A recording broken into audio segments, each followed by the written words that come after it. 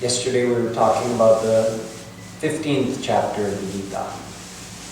At the end of that chapter, Shree Krishna says, Dvavimau purushau loke charashchakshara evacha.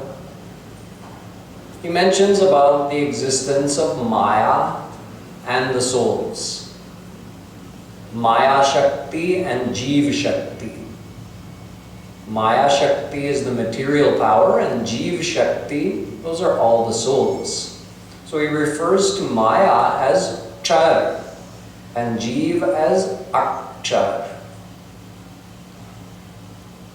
The same terminology is found in the Vedas. Charam pradhanam amritaksharam harah charatmana vishate deva eka. Maya is char and Jeev is akshar. Char means that which is changeable, can deteriorate, is temporary. And akshar means that which is always the same, never deteriorates, can never be damaged or changed in any way. That is akshar. So we learned a lot about this already, that Maya, due to its own inborn nature, although it has existed forever and always will exist, but everything formed by Maya, all the physical forms of this world, they're only temporary, and the happiness that they give is only temporary. So everything Mayic is called Char. And Jeev is called Akshar because it is unchanged through eternity. Only one thing can change. Either you're under Maya or you're beyond Maya, but your soul remains the same. Then he adds, there's one more thing. Uttama purushastvanya paramatme tyudahrita yo lokatrayamavishya vibhartya vyaya ishvara. He says there's one Ishwar who is beyond Char and Akshar. So, of course, Krishna is talking about himself. Ved said the exact same thing. That there's one Ishwar ruling over Char, Maya, and Akshar, Jeev. Ruling over means he activates Maya and keeps Maya in the form of this universe, and then he dissolves the universe back into the subtle form of Maya. So he's the Lord of Maya.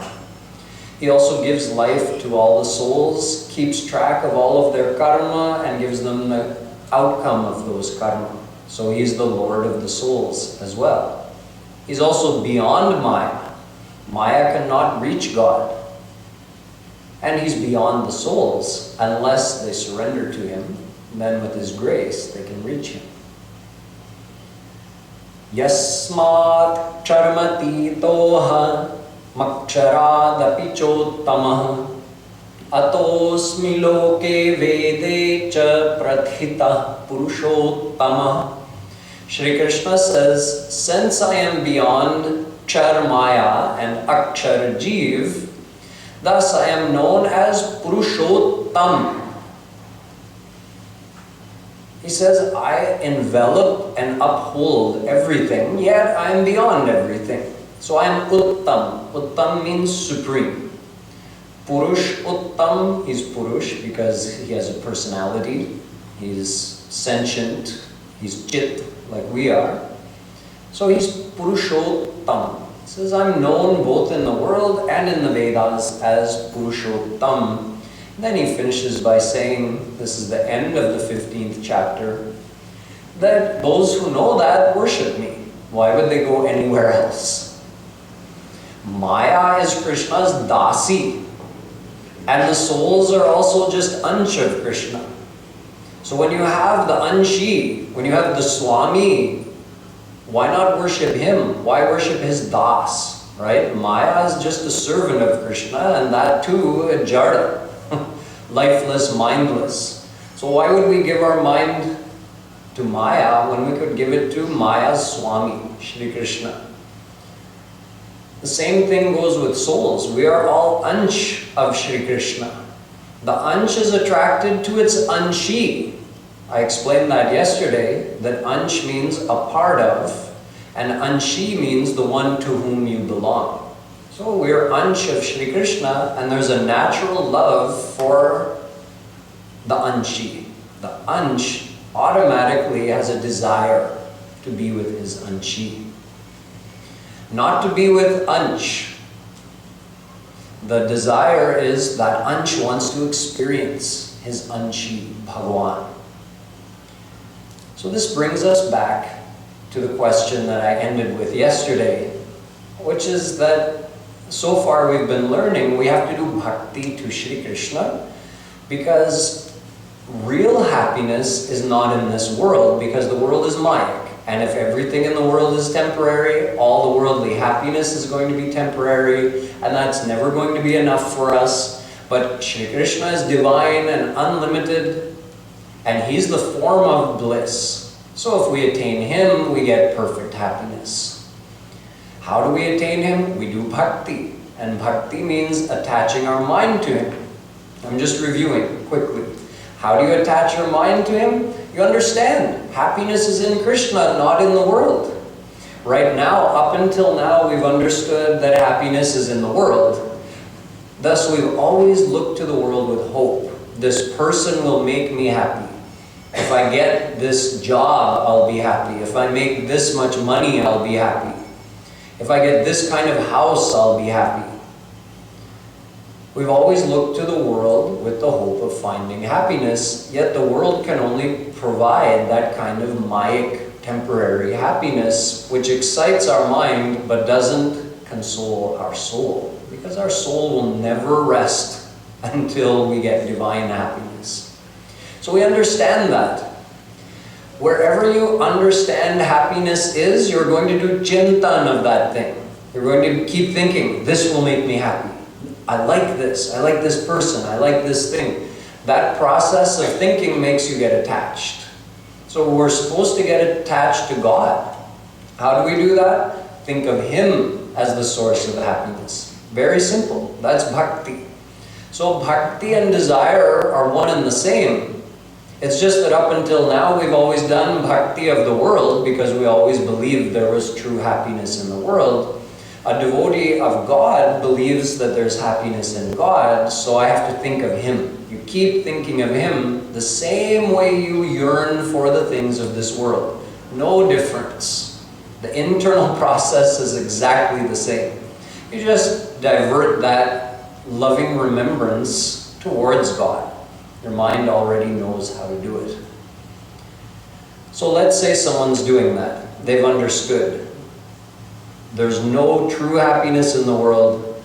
True happiness is in Krishna. They do bhakti in this way, thinking of Krishna as much as possible every day, even taking some time out every day to just sit and meditate on Krishna and try to feel that loving connection with him. Maybe do some kirtan to further evoke those devotional emotions.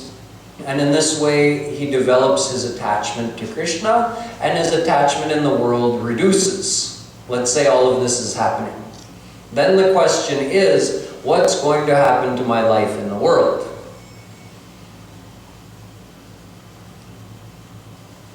We're always worried about this, understandably, but we go a little overboard. Just like I was saying, people always want to know when they hear Yad gatva nanivartante tad Dham paramam mama. Shri Krishna says, the one who goes to my divine abode never comes back here on this earth.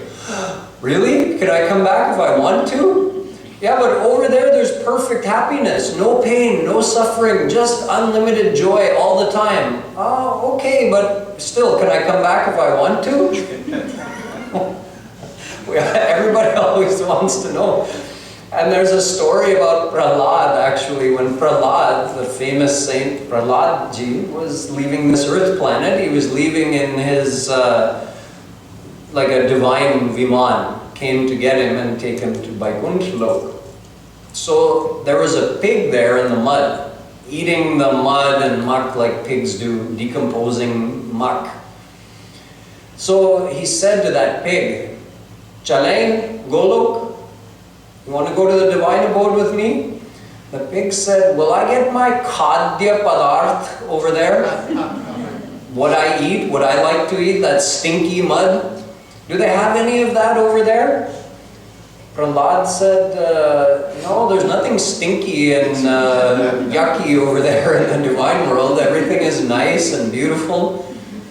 So the pig said, "No, then you go ahead. I'll stay here."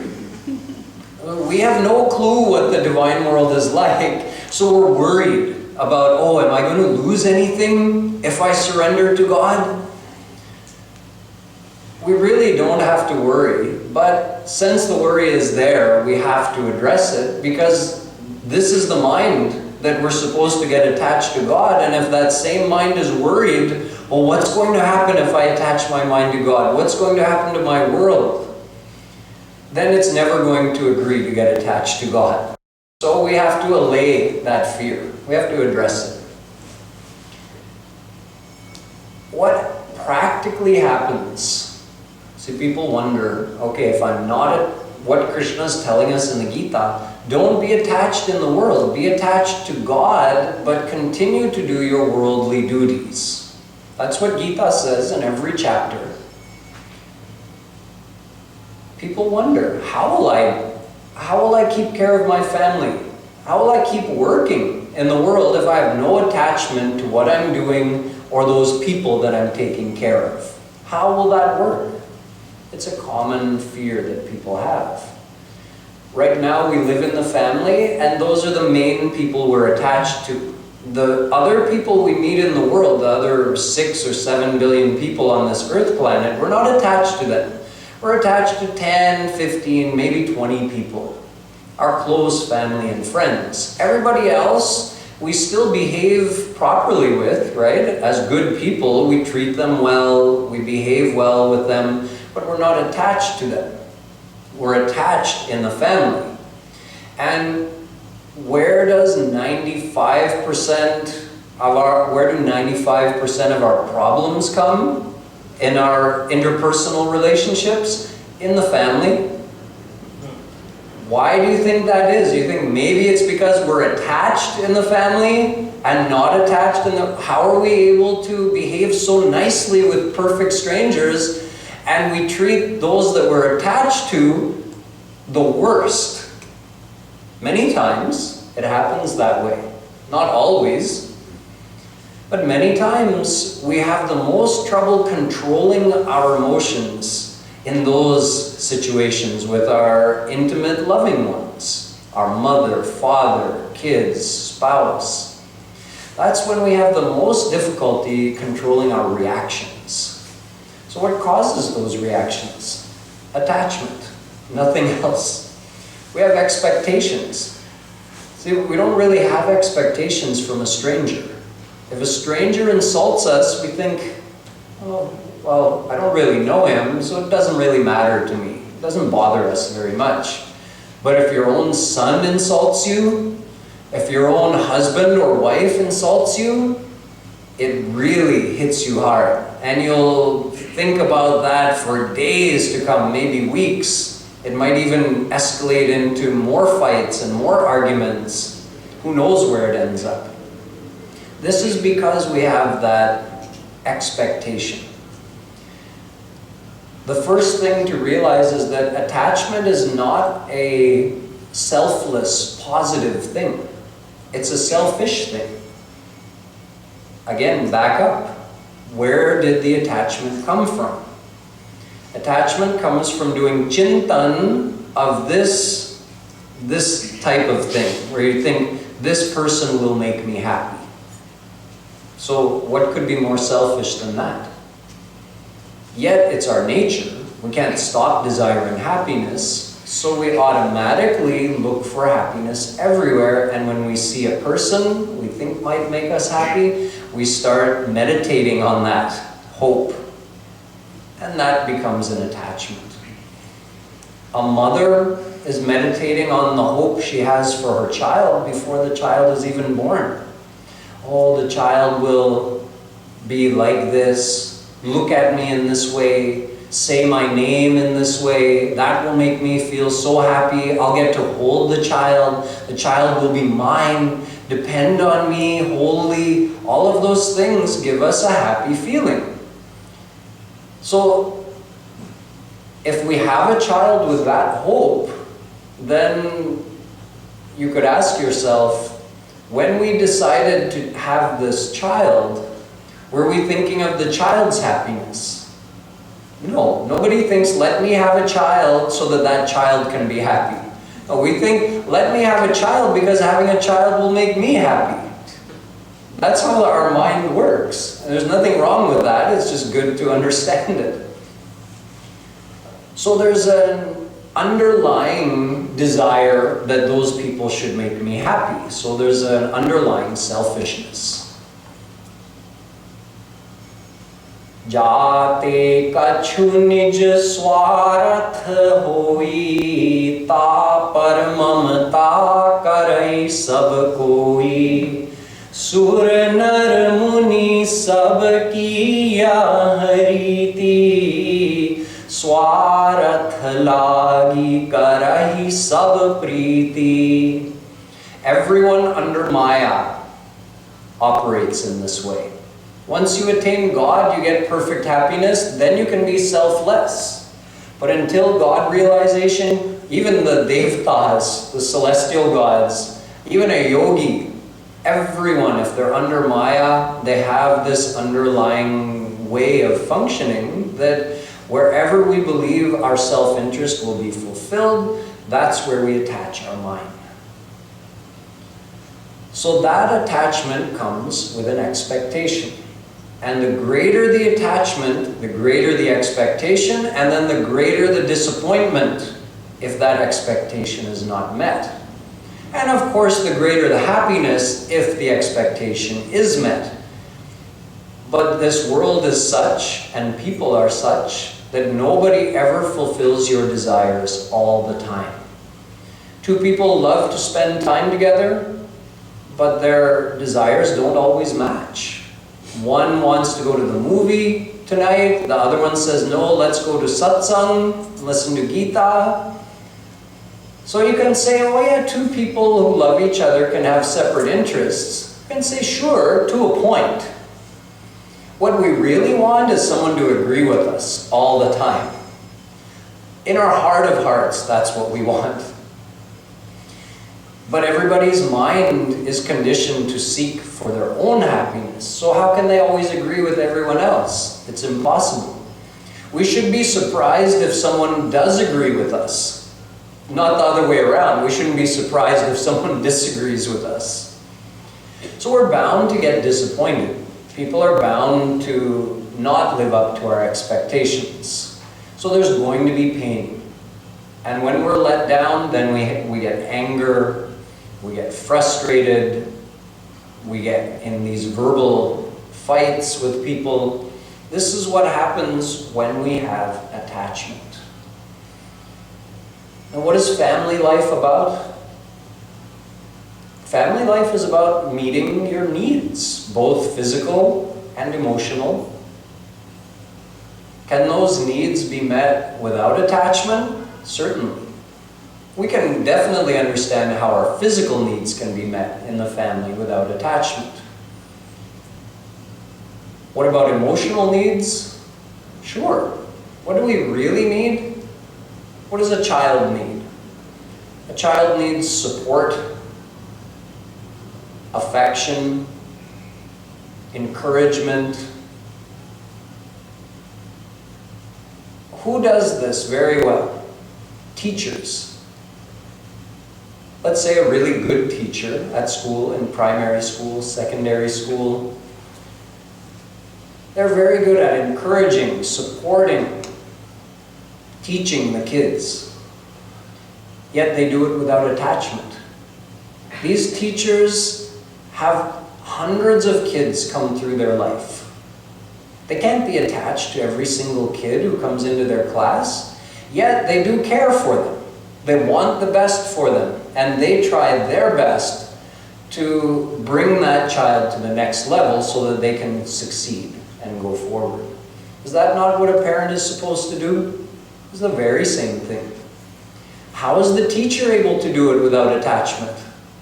I would say the teacher is better able to do it because of the lack of attachment. The teacher is not thinking, what is this child going to do to make me happy? Is this child going to serve me when I get old? Is this child going to make me proud? Will I be able to parade him around and say, my child got into this university, or my child topped this class? Parents do have those kind of desires. So wherever we have that kind of selfish desire, that's going to cloud our ability to make proper judgments as to what's the best thing for this child. Just take another simple example. Let's say there's a judge ruling on a case and his own son is either the accused or the accuser. Will he be allowed to rule on that case? Of course not. Even if he says, no, I'm really going to try to be just. I'm not going to have any bias to either side. Everybody knows that's impossible for him. He's attached to his son. That's going to cloud his judgment. A doctor or a nurse also treats hundreds and thousands of people. They want the best for that person, their patient. They do care for them. They're another human being that they're trying to help. But if they get attached to them, they won't be able to do their job. Let's say a surgeon's own child gets in an accident and needs to be operated upon. That surgeon will most likely be so fraught with emotion, he wouldn't be able to operate. He would say to his most trusted colleague, you please operate on my child. Right now, I can't think straight. That's due to the attachment. So it is possible to be a good parent without attachment. It doesn't mean you don't care. It means the selfish desire, the selfish expectation has been removed. Where has it been put? On Krishna? That's okay. You say, but I shouldn't be selfish towards Krishna. What else are we going to be? He has what we want. He has happiness in unlimited amount and we want it. And there's no way to stop wanting it. You can't say, okay, I should be a selfless devotee of Krishna, so I'm not going to desire to see him or to enjoy his divine bliss or anything. Then you could say that every Gnostic is a selfless devotee. What does the Gnostic say? I don't want God. No, I don't want his love. I don't want to see him. So we do want those things. We are selfish. We can only become selfless when we get those things, because that's the thing that makes a soul whole and complete. So it's okay to be selfish towards God. Just don't ask for any worldly thing. Normally when we speak of sakam bhakti, people think it means asking worldly things from God. Actually, asking worldly things from God is not really bhakti at all, because it means our mind is still attached in the world. True bhakti means desiring God.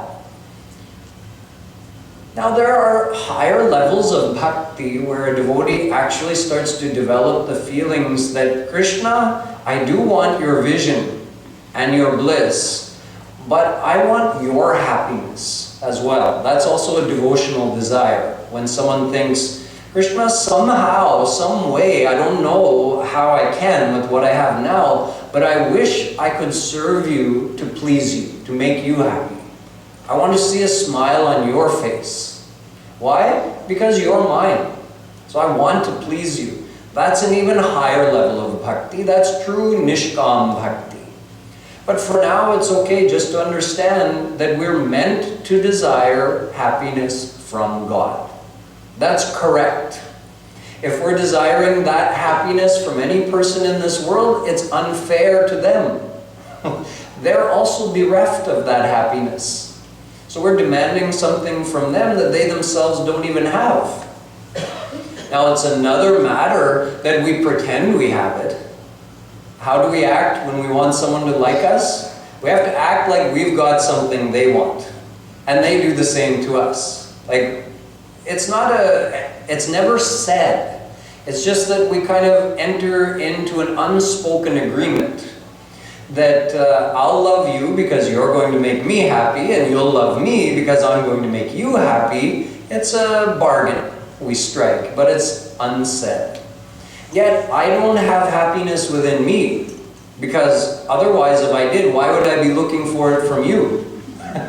And you don't have happiness within you, so then how are you going to give it to me, and how am I going to give it to you? Something I don't even have, I can't give to you. Like a beggar begging from another beggar. What's even, wo dena bhi chahe, kya dega? He has nothing to offer. So Bhagwan is the dhani. He's the one with the unlimited treasure house of divine bliss. We can get that bliss from him. This is what happens. As our attachment moves towards God, we actually do get to experience some of that happiness. It's not the unlimited divine happiness that you get upon God realization, but it's a taste of that.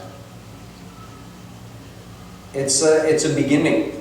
So you do start to experience something deep in your heart that makes you feel, this is the real thing. This is the happiness that makes me feel whole and complete.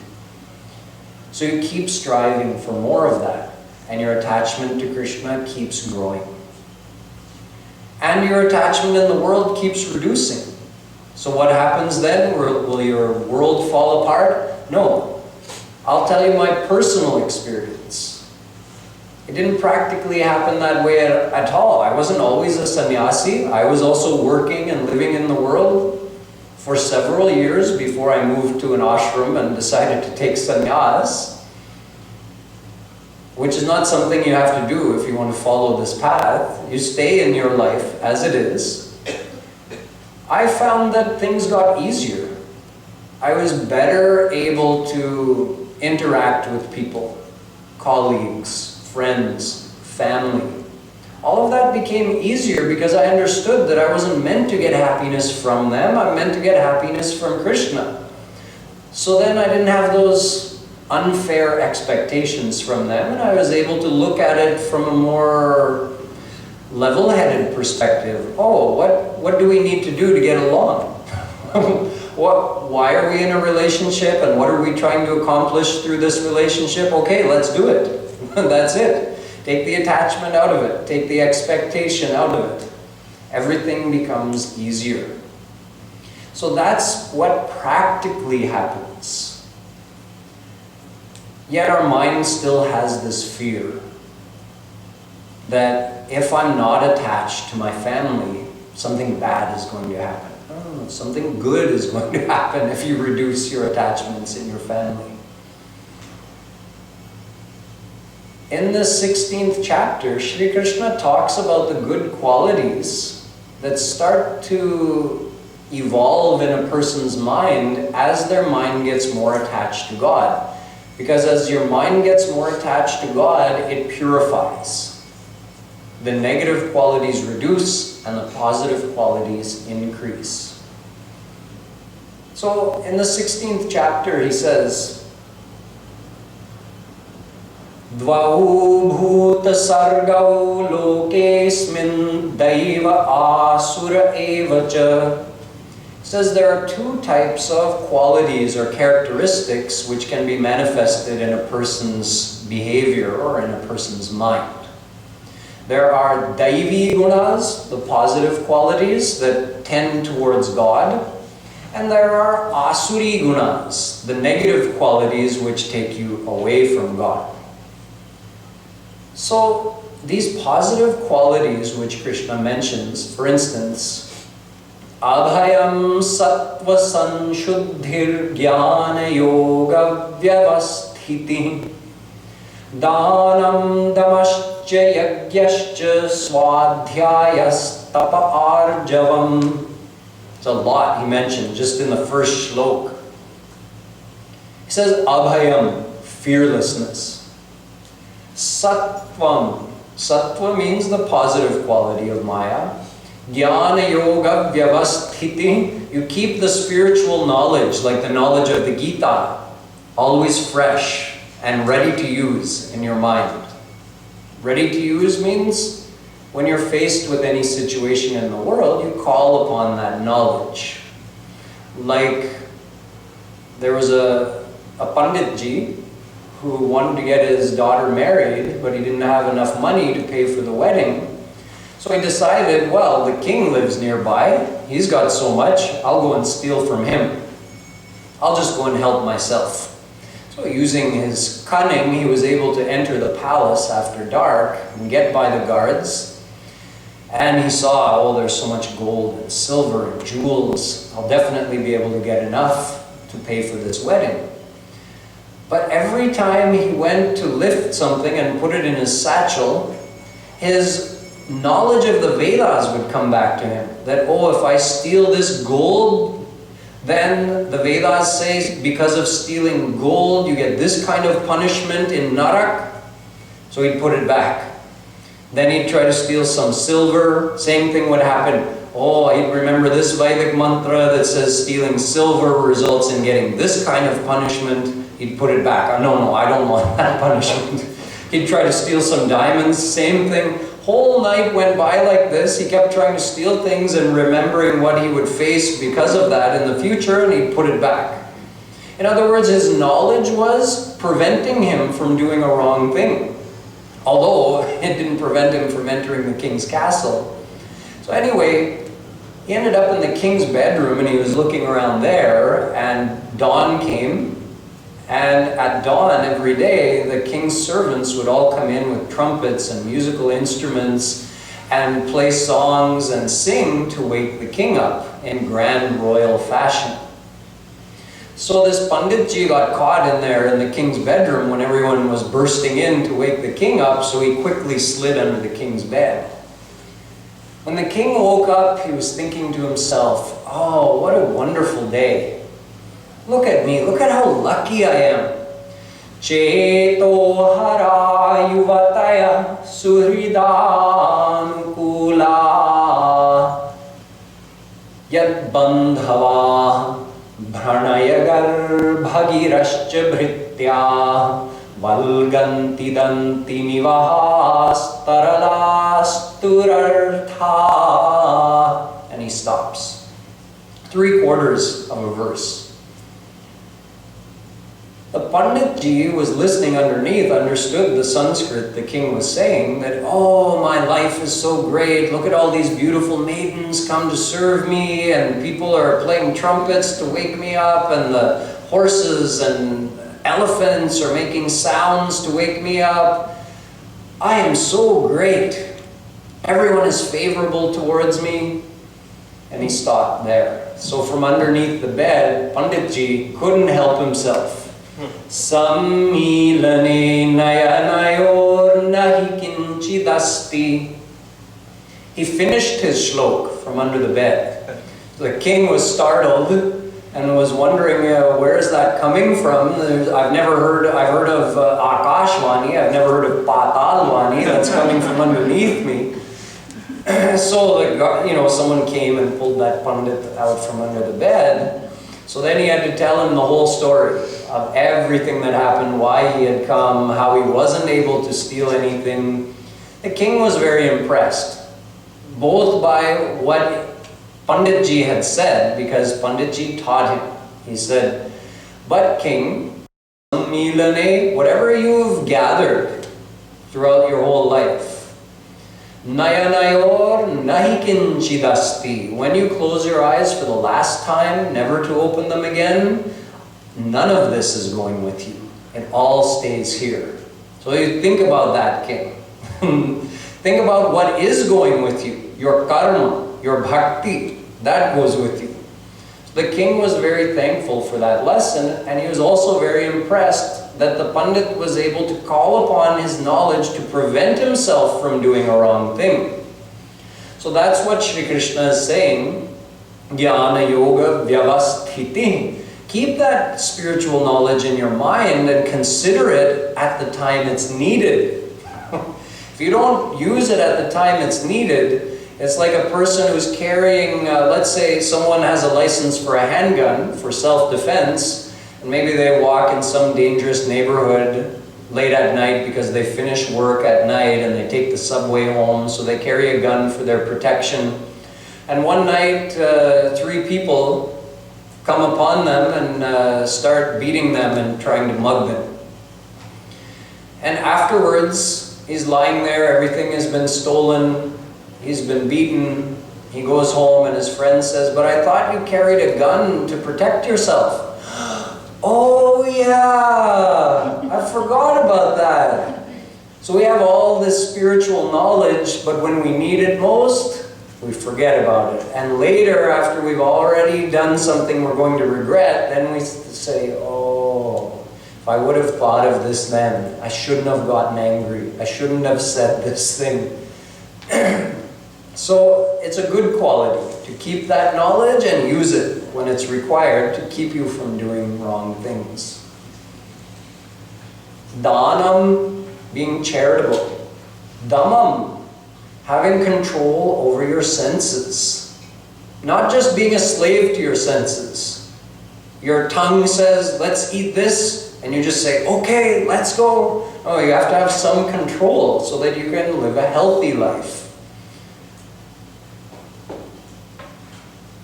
Swadhyay means studying some spiritual philosophy. Arjavam, being simple and straightforward, not being tricky, cunning, crafty. Although you need some of that if you're in the business world, or there's certain times where it's a requirement, but not all the time. Not in all our relationships with people. We have a very crafty nature. So Arjavam means being simple and straightforward. This is just one shlok. Shree Krishna is telling all the good qualities of the mind. Where are those going to come from? You know, politicians also give speeches. Be good. Everyone should be good, get along, be peaceful. No crime. How is any of that going to happen? When we have desires and we want to fulfill those desires, eventually people are going to do wrong things to try to fulfill them. How are we going to develop the good qualities so that we don't do things like that? Only through bhakti. Only by attaching our mind to God, which reduces our worldly attachments and purifies our mind. When you do that, then you get things, all these good qualities coming up. This arjavam, straightforward, honest behavior. Ahimsa satyam akrodhas tyaga shantirapaishunam. He says more ahimsa, non-violence, satya, truthfulness, akrodha, not getting angry, tyag, having feeling of renunciation, shanti, not getting disturbed by material situations, tap, being willing to exert yourself or to strain to do the right thing, to do a good thing, even if it's difficult.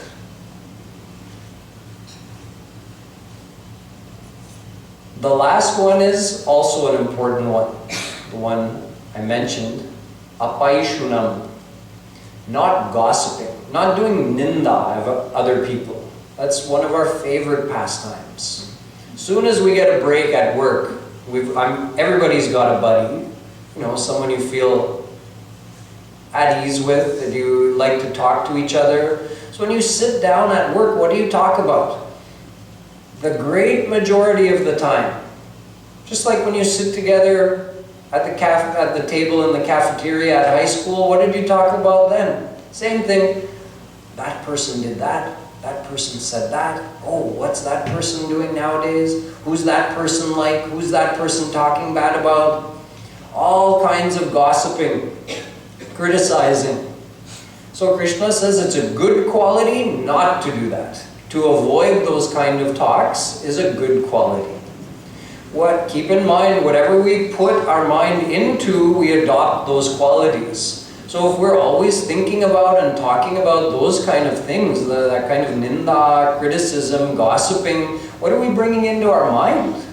All kinds of impurities, Maya impurities. So all of these are good qualities, important to develop. And if you do develop them, how could your life in the world get worse? So you come back to the original question. If I do bhakti, if my worldly attachment becomes less, what's going to happen to my worldly life? Well, you're developing all these positive qualities in your heart. You're becoming more charitable. Krishna uses the word daya, more compassionate, more kind, more truthful, more straightforward and upstanding. Teja Chama. Teja means like a bright force within you. Coming closer to God doesn't make you lazy. People think, how will I be, because of my ambition to get more in this world, so I work hard in this world. No, if you develop the bhakti to God, one of the good qualities that comes in your mind is tej. Tej means you're alert, you have energy, you want to do things, you want to accomplish positive things. Teja, Chama, Dhriti, Shaucha. Chama, forgiveness. What a wonderful quality. Best way to develop it? Develop your bhakti to God. It will come in your heart automatically. Dhriti means patience and determination. Also requirements for success in this world. And he says, Nati manita, humbleness. Not expecting or demanding others to respect us or give us any kind of high status. Just being who we are and being humble and giving respect to others. These are all good qualities which develop in the heart if we develop bhakti in our heart, because it purifies the heart. So all of these are like godly qualities, you can say.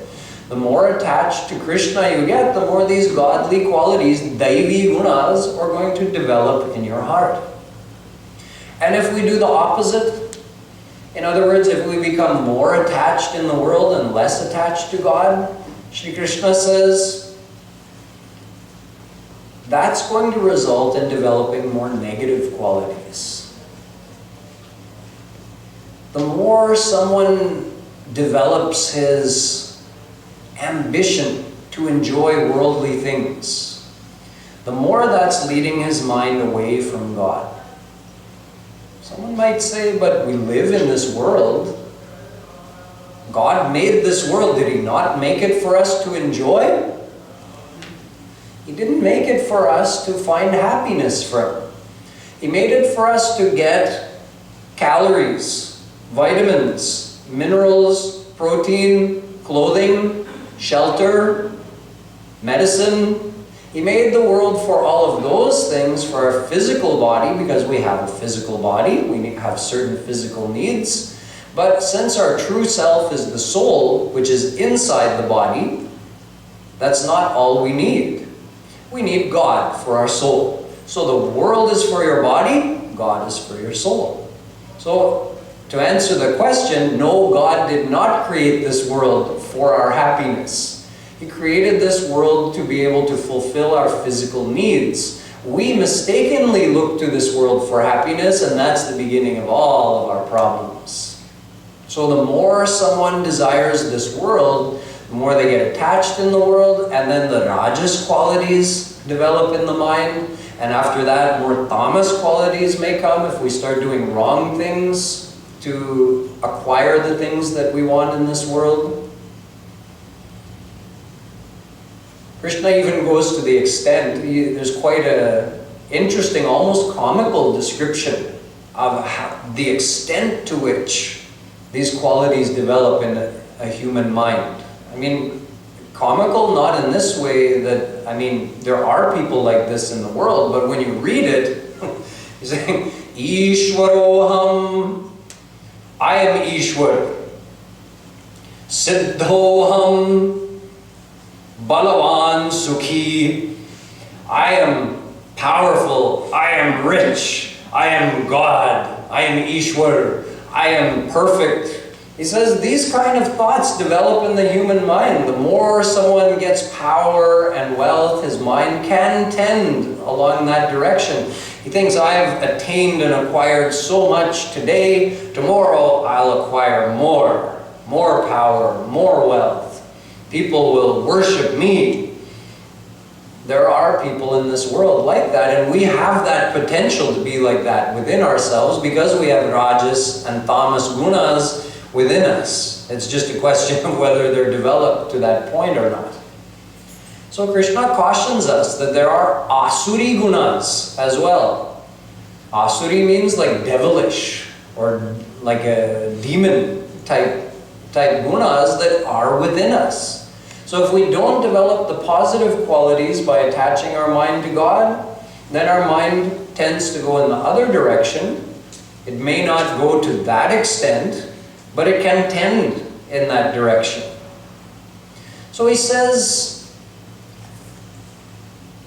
Trividham narakasyedam dvaram na shayanat mana kamas kama krodhas tatha lobhas tasmade tatrayam tyajet. He says there are three things that lead, you can say three gateways to Narak. Because Krishna cautions that if someone allows these asuri gunas to develop in his mind, then he gets at least born in the lower species for many lifetimes, if not going to Narak. He says, Janmani Janmani, Asurim Yonihi Janmani Janmani. He'll be born in these lower species for life after life after life because of the wrong things he did as a human being. Asurim yonimapanna murha janmani janmani. For life after life, such foolish people will get born in the lower species. Or they may end up going to Narak. So he says the three gateways to Narak are Kam, Krodh, Lobh. What is Kam? Kam is just desire. None other than desire, which we all have because we all have the desire for happiness. So if that desire for happiness is not turned towards God, then we turn it towards the world. So then what happens? You desire a worldly thing. So what's the next step? You'll plan and strive to try to achieve that thing. If you succeed, what happens? Lobh. Lobh means greed for more. That's what Krishna was saying. Oh, I've got this much money, tomorrow I'll get more. And he feels willing to even do wrong things, lie, cheat, steal, even kill, in order to get more money, more power. So the lobh goes on increasing, and due to that, he'll keep on doing more and more wrong things. Or if he's denied, then what happens? Krodh. Anger, which we all know, we all have our own experience of regrettable things that we've done or said when we've been angry. So you can take that to any extreme as well. Thus, Shree Krishna says these three things, Kam, Krodh, and Lobh, are the three dwar, the three gateways that lead a soul to Narak and to total utter downfall. Nashanamatmana, total destruction. So the mind can only go in one of two ways. So your mind doesn't rest. Never for a moment is the mind just sitting like frozen, still. You know why? Because of desire. And what's the source of desire? your desire for happiness. And the source of that is the soul's relationship with God. I told you that yesterday, that the soul is related to God, thus it desires God. And since God is happiness, you can say the soul naturally desires happiness. And that desire is transferred into your mind. So the mind is always being propelled by that desire to find happiness. We feel that restlessness. So the mind can never sit still.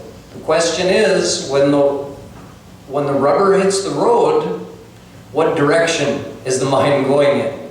Meaning, have you educated your mind that the happiness you seek is in God? Or is the mind still deluded, thinking it's going to find true happiness in the world? That determines what direction we're going to go. If we want to develop the Daivi gunas in our mind, we have to direct that search for happiness towards God, which results in getting attached to God, which purifies our heart and develops those Daivi gunas. And if we direct our search for happiness towards the world, we develop more attachment to the world, and we develop the Asuri gunas. Keep in mind that that doesn't mean you become inactive in the world. I'm saying you stop hoping to find happiness from the world. You see the world for what it is. It's just a physical place we have to live in, with objects we can experience with our five senses, but those experiences don't give us really consoling happiness. We know that. So we accept that. Yet we know we have to live in the world. But we don't give up hope for happiness. We have more hope for happiness. Oh, now I understand. Happiness is in Krishna. Oh, okay. Now I want happiness from Him. But I have to live in the world too. So since all these good qualities are developing more in your mind, you can happily operate in the world. It's fine. But you know you're doing it because, I have to keep my body alive, and I have to maintain harmony amongst my relations, but my ultimate goal is to attain God. Since my true self is the soul, so my true goal is also divine. Soul is divine, so the true goal is divine, God. And this body is just a temporary vehicle for me to get around in, so let me make use of this world to maintain my vehicle, my body. Very simple. This is how Gita says to approach life in this world. Gita is like a manual. Like you buy a new car, comes with an owner's manual, right? Tells you where all the things are. You have to keep the fluid up. What's this knob for? What's that knob for? How much pressure to keep in your tires? What kind of gas to put in it? Gita is like that. Vedas are like that. It's the user's manual for this human birth. In fact, what are we supposed to be doing in this life? How are we supposed to live in the world? So if we follow that, then we have a successful life. Both successful from a material perspective, meaning we have mental peace in this world and physical well-being. And of course, we get our divine goal. So we're successful in the physical world, and we're also divinely successful if we follow these guidelines. They're called dharma. That's what dharma is. It tells us how to live in the world and how to find God. So if we follow that, we're successful. And if we don't, then we get the miseries of the world, which we're all familiar with, but which we're responsible for. Whatever miseries we have in this world is only because we haven't followed the instructions of how we're meant to approach life in this world. So, these are the highlights of the 16th chapter. In the 17th chapter, Arjun asks a very interesting question. He says, Krishna, people have faith in whatever they do. Whatever they do, they believe in.